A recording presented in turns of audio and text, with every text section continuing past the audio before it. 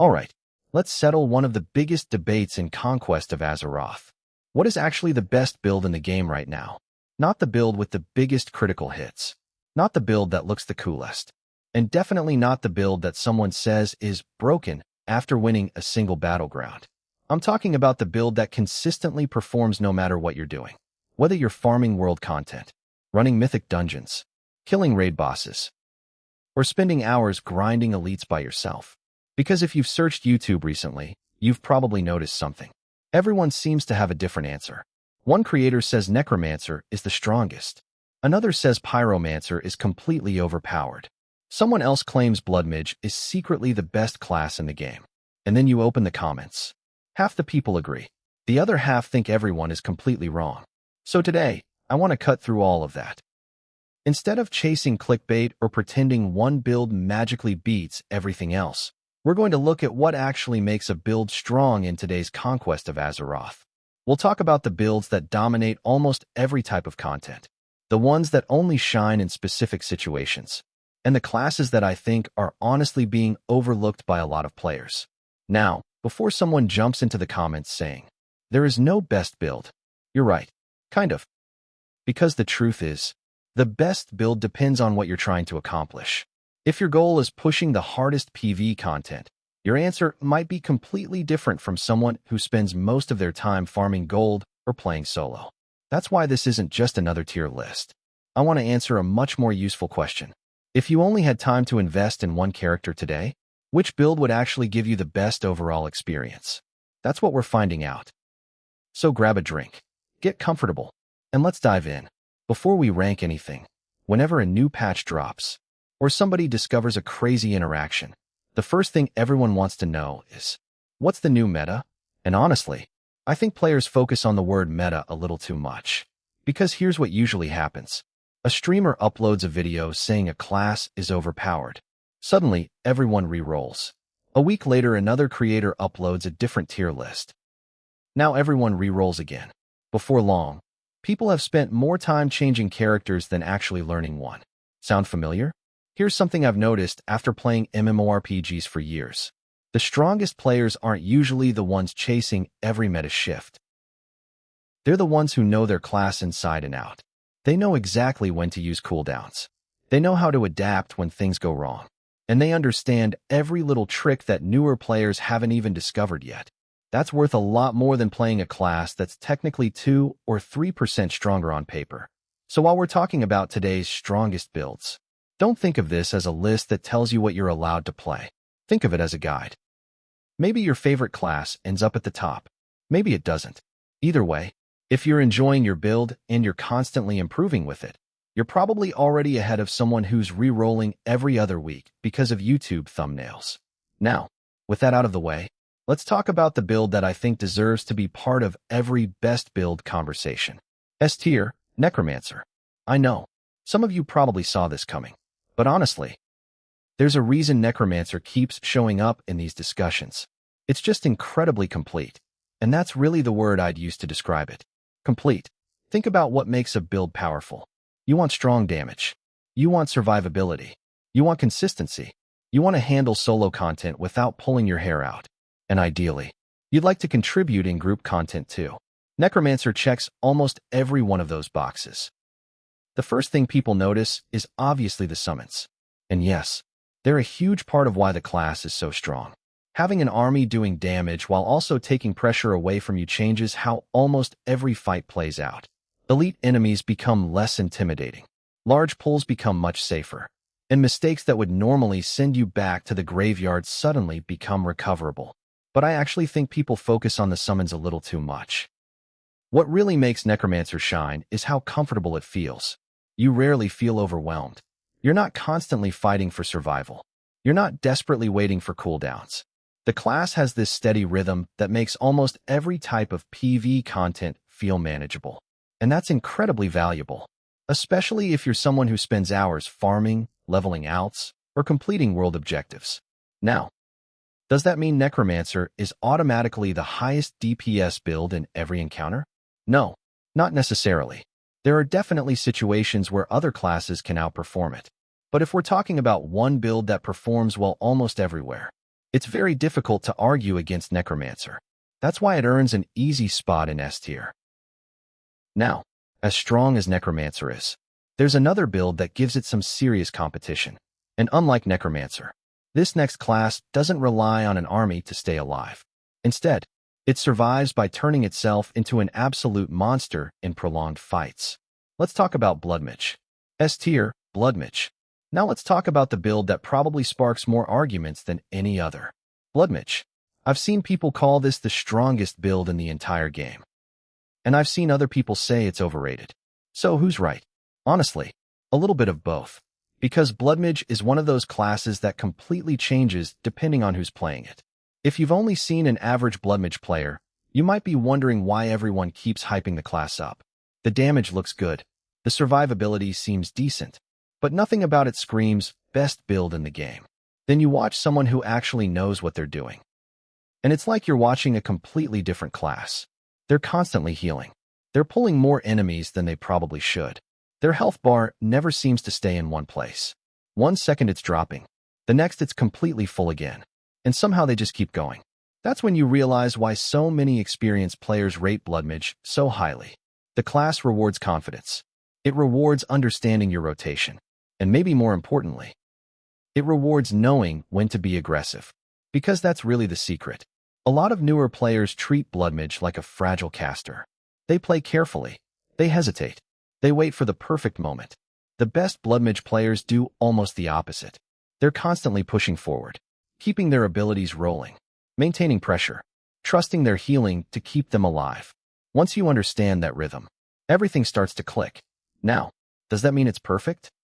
Not quite. Bloodmage has one weakness that keeps it from being an automatic recommendation for everyone. It's not especially beginner-friendly. You actually have to pay attention. Resource management matters. Cooldown timing matters. And if your rotation starts falling apart, your survivability usually falls apart with it. That's why I don't recommend Bloodmage as someone's very first build. But if you've already got some experience and you're looking for a class that scales incredibly well with player skill, Bloodmage is honestly one of the most rewarding builds you can play. A tier, Pyromancer. Alright, let's switch gears completely. Because if Bloodmage is all about control, Pyromancer is about one thing: making things explode. And honestly, who doesn't enjoy that? The first time you pull a huge group of enemies and watch everything disappear in a wall of fire, you immediately understand why this class has so many fans. It's fast, it's flashy, and it makes farming feel incredibly satisfying.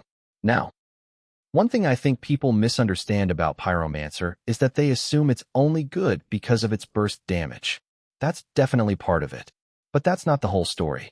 The class also has excellent flexibility. Whether you're fighting one target or 10, you rarely feel like you're using the wrong toolkit. That's a huge advantage. Because some classes feel amazing in raids, then average everywhere else. Pyromancer usually feels useful no matter what you're doing. Now, I will say this. Greedy players tend to struggle with this class. And I don't mean that as an insult.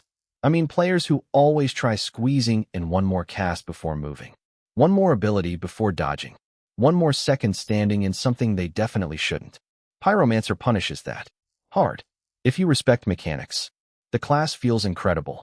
If you don't, you're probably going to spend a lot of time looking at the floor. So while I don't quite put it above Necromancer or Bloodmage overall, it's still one of the strongest and most enjoyable DPS builds available today. A tier, Stormbringer.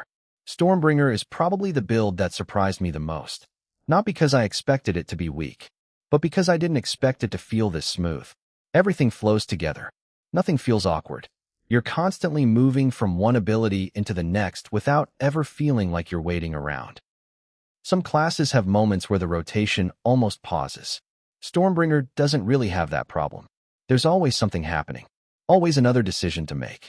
And that's exactly why players who enjoy fast-paced combat usually fall in love with this class. But here's the catch. Stormbringer rewards precision. Small mistakes don't always kill you, but they absolutely affect your damage. Miss a cooldown window, delay an important ability, break your rhythm, and suddenly you're wondering why your numbers don't look nearly as impressive as everyone else's. That's why I think Stormbringer has one of the highest skill ceilings in Conquest of Azeroth. The better you become, the stronger the class becomes. It's not a coincidence that some of the best players make Stormbringer look completely overpowered. They're not just playing the class, they're mastering it. If you're the type of player who enjoys constantly improving and always finding little ways to optimize your gameplay, Stormbringer is incredibly rewarding. Quick reality check. Now, before we keep going, I want to address something that happens every single time someone uploads a video like this. Somebody is going to comment, "You forgot my class," or "My build destroys everything, so this list is wrong." And honestly, that's completely fine. Because one of the things I genuinely like about Conquest of Azeroth is that there are very few builds that feel completely useless. Sure, some are stronger than others. That's true in every MMORPG. But player knowledge still makes an enormous difference. I've grouped with players using off-meta builds who completely carried the dungeon because they understood every mechanic. I've also grouped with players using the so-called best build in the game who struggled because they were still learning the class.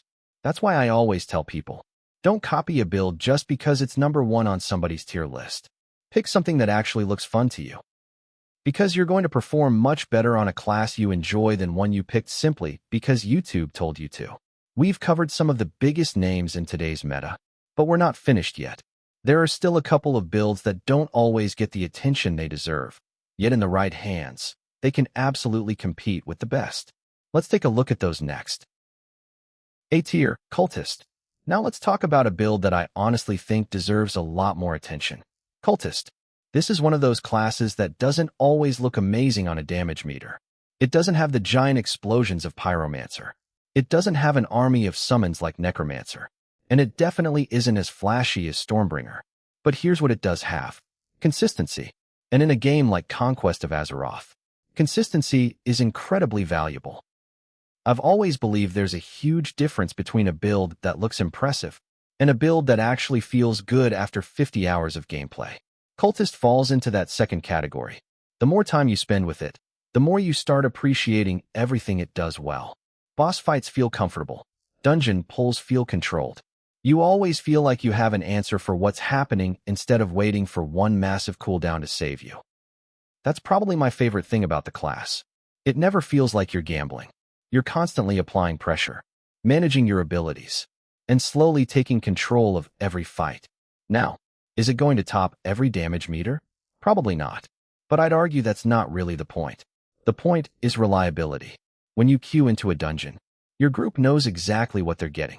Solid damage, great consistency, and very few moments where your entire rotation falls apart because one cooldown wasn't available. Some people might find that boring. I actually think it's one of the class's biggest strengths. The most underrated build right now. Every time I make one of these videos, I like picking one build that I think deserves way more attention than it's getting.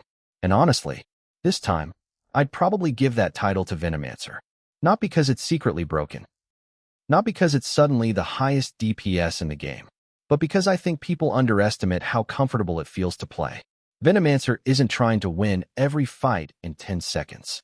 Instead, it slowly takes over. You apply your poisons. Keep moving. Maintain your rotation. And watch everything slowly fall apart around you. At first, that might actually feel a little underwhelming, especially if you're coming from Pyromancer. You're used to giant explosions, huge numbers, everything dying instantly. Pyromancer asks for a little patience, but once you spend some time with it, you start noticing something. You're almost never stressed. Movement doesn't ruin your damage. Long fights don't feel awkward. Elite enemies don't suddenly become impossible. Everything just feels smooth. And I think that's why so many players who try Pyromancer end up sticking with it. It isn't trying to impress you during the first 5 minutes. It grows on you. So, which build should you play? Alright, here's the question everyone came for. If I were making a brand new character today, knowing everything I know now, what would I actually pick? Well, it depends on what kind of player you are. If your goal is doing a little bit of everything, solo content, dungeons, raids, world farming, I'd still lean toward Necromancer. It's just incredibly dependable. You always feel useful. You rarely feel weak. And the learning curve is much friendlier than a lot of other top-tier builds. Now, if you're someone who enjoys chasing mastery, if you love optimizing every little detail, trying to squeeze every bit of damage out of your rotation, I'd probably point you towards Stormbringer.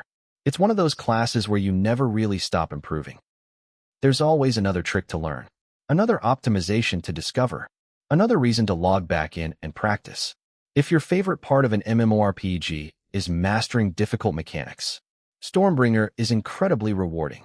For players who spend most of their time alone, farming, questing, grinding elites, Blood Mage deserves a serious look.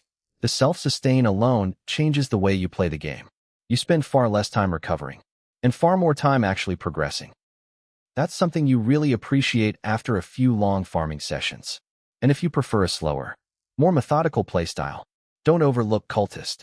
It may not always dominate highlight videos, but it's one of the most reliable builds in the game. Before you reroll, now let me leave you with one final thought, because I think this is something every MMORPG player needs to hear. Don't reroll just because someone on YouTube tells you your class dropped one tier. Seriously. I've seen players abandon characters they've spent months building, only because they watched one tier list. A week later, another patch comes out, the rankings change, and suddenly they're thinking about re-rolling again. That's exhausting. Instead, ask yourself one question. Am I actually having fun? Because if the answer is yes, you're already winning. A player who knows every little detail about their favorite build is almost always going to outperform someone who's constantly chasing whatever happens to be at the top of the meta. I've seen it happen too many times. Skill beats trends. Experience beats hype. And enjoying your class usually means you'll keep improving with it. That's what really matters. Final thoughts. So, is there one build that's clearly the best in Conquest of Azeroth right now? Honestly, not really. There are definitely a few that stand above the rest. Necromancer, Blood Mage, Stormbringer, Pyromancer. They're all fantastic choices, but they each excel for different reasons.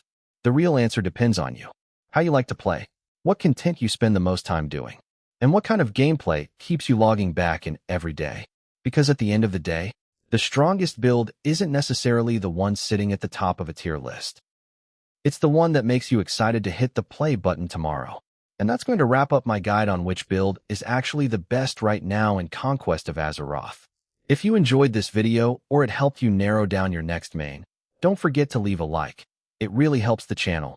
And subscribe if you want more Conquest of Azeroth content.